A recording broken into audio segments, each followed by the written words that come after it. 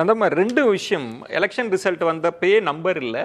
அப்போ தாவேகா தரப்பில் சொல்லப்பட்டது, நாங்கள் என்டிஏட்ட நாங்கள் ஆதரவும் கேட்குற மாட்டோம், அதுக்கான எண்ணமும் இல்லை அப்படின்லாம் சொல்லப்பட்டது. ஆனால் அவங்க அமமுகவிலிருந்து ஒரு நபர் வராரு, ஆதரவு கடிதம் கையெழுத்து போடுறதுல இவங்க தான் ஷூட் பண்ணி வச்சிருக்கிறாங்க, ஆதாரமாக வெளியிடுறாங்க. அப்புறம் திரும்ப சிவி சண்முகம் தரப்பை போய் பார்க்குறாங்க, அதுக்கும் எதிர்ப்பு வந்தது.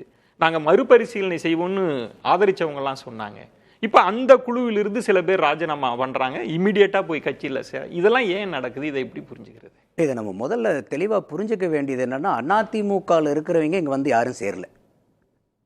அங்கே எம்எல்ஏவாக 3 பேர் தேர்ந்தெடுக்கப்பட்ட நபர்கள் இப்போ மக்களினுடைய தீர்ப்பை மதிக்காமல் வராங்களா? இல்லை. மக்களினுடைய தீர்ப்பை மதிக்காமல் வராங்கன்னா எப்போன்னா, எம்எல்ஏவாக இருந்து இங்கே வந்து கூடாரத்தை மாற்றிருந்தாங்கன்னா மக்கள் தீர்ப்பு வந்து அவமதிக்கிறாங்கன்றலாம். அவங்க வந்து சீட்டு மக்களால் கொடுக்கப்பட்ட தீர்ப்பை ராஜினாமா பண்ணிடுறாங்க. ராஜினாமா பண்ணும்போதே ஆட்டோமேட்டிக்காக வந்து அவங்க அதிமுகவினுடைய உறுப்பினர்களும் இல்லை.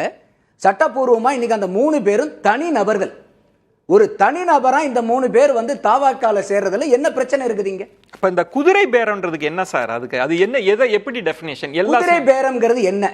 எந்த ஆதாரத்தின் அடிப்படையில் இந்த குதிரை பேரம்ங்கிற வார்த்தை வைக்கப்படுது? ஏதாவது கேஸ் ஃபைல் பண்ணியிருக்காங்களா? ஏதாவது எவிடன்ஸ் வந்து கோர்ட்டில் ப்ரொடியூஸ் பண்ணியிருக்காங்களா? கோர்ட் வந்து ஏதாவது வந்து இனிஷியலாக வந்து ஏதாவது ஃபைண்டிங்ஸ் கொடுத்துருக்காங்களா?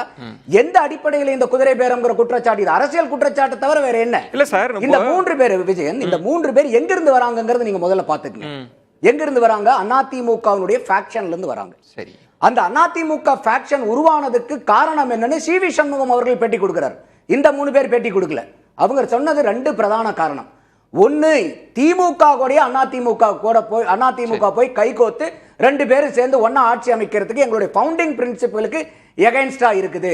அப்ப அந்த மாதிரி திமுக கூட போய் கை சேர்த்துறதுக்கு தாவேகாவை ஆதரிக்கிறது எவ்வளவோ மேல் அப்படின்னு சொல்றாங்க.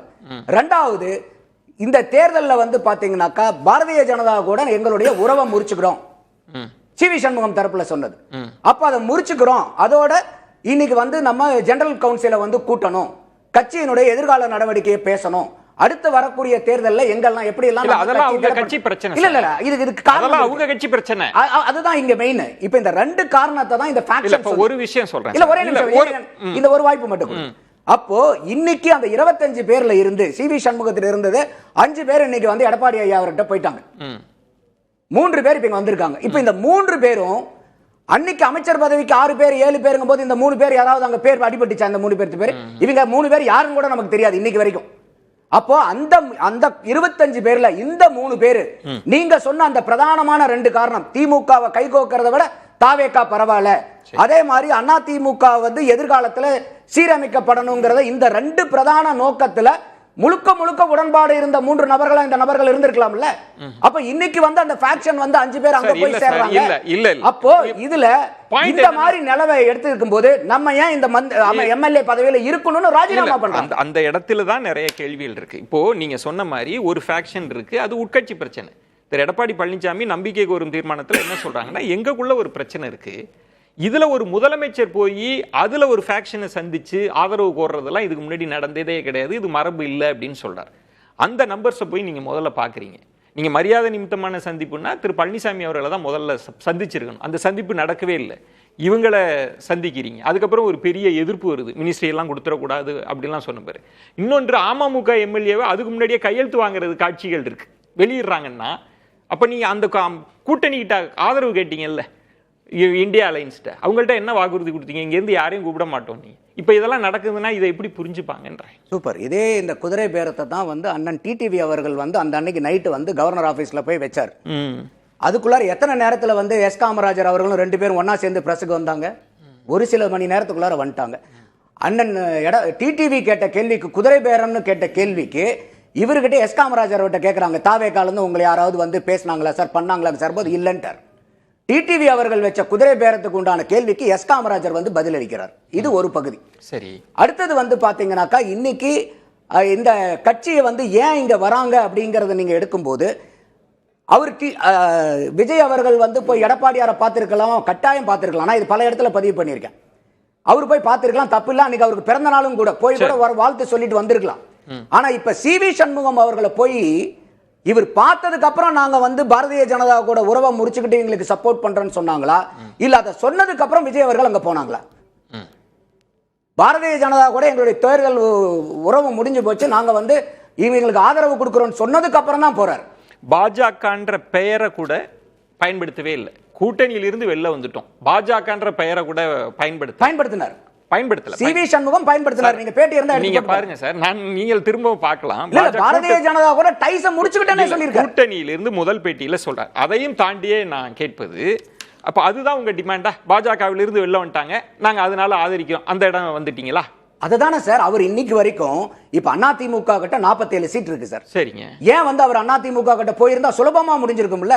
108 47 எவ்வளவு ஆச்சு உங்களுக்கு? 155 சீட் ராஜா மாதிரி ஆண்டு இருக்கலாம்ல?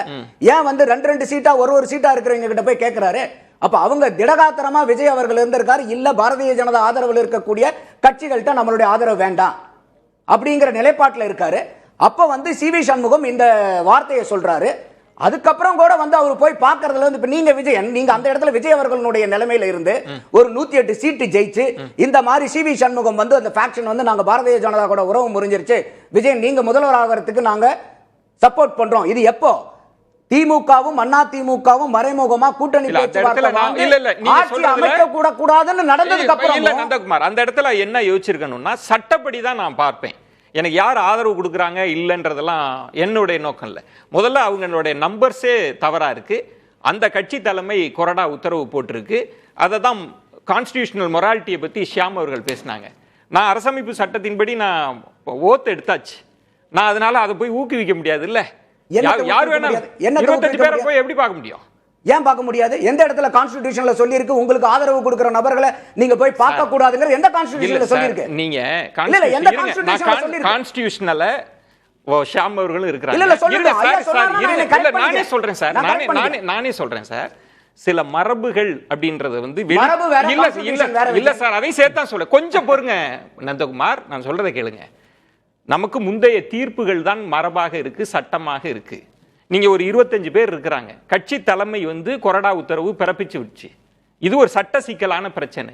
இதுல ஒரு முதல்வர் தலையிடலாமான்னு ஒரு கேள்வி கேட்டா என்ன? அதுதானே எடப்பாடி பழனிசாமி கேக்குறாங்க. ரைட், இப்ப क्वेश्चन முடிச்சிட்டீங்க. சொல்லுங்க. பிரச்சனையே சார் அதிமுகக்கு யார் கொறடாங்கறத இன்னைக்கு வரைக்கும் நிரூபிக்கல சார். அங்க ஃபைனலைஸ் பண்ணிட்டாரா சபாநாயகர்? நான் கேக்குறேன், சட்டம் என்ன சொல்லுது? என்ன சட்டம் சொல்லுது? என்ன சட்டம் சொல்லுது? நீங்க சொல்லுங்க. ஒரு பேரண்ட் பாடி, லெஜிஸ்லேட்டிவ் பார்ட்டி கிடையாது, ஒரு பேரண்ட் பாடியில இருந்து ஒரு உத்தரவு வருதுன்னா அதுதான் உத்தரவு, அதுதான் கொறடா, அவங்க தான் போட முடியும். சுப்ரீம் கோர்ட்ல 2020 மணிப்பூர்ல நடந்த அசம்பிளிக்கு வந்து ஒரு ஜட்ஜ்மெண்ட் வருது. அதுல வந்து சபாநாயகர் ஒரு 90 நாளைக்குள்ளார இதுக்கெல்லாம் நடவடிக்கை எடுக்கணும்னு சொல்றாங்க.